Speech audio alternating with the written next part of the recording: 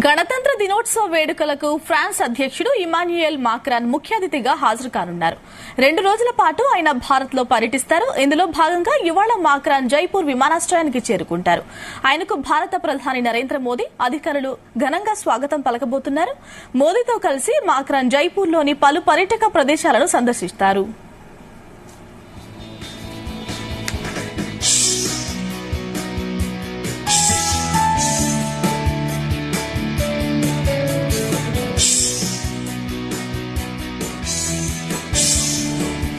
UNESCO ప్రపంచ వారసత్వ ప్రదేశమైన 16వ శతాబ్దానికి చెందిన అమెర్ ఫోర్ట్ ను ఫ్రాన్స్ అధ్యక్షుడు మాక్రాన్ సందర్శిస్తారు.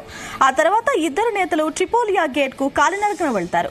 జైపూర్ లో ఇద్దరు నేతలు రోడ్ షో నిర్వహించేందుకు ప్లాన్ చేస్తున్నట్లు సంబంధిత అధికారులు తెలిపారు.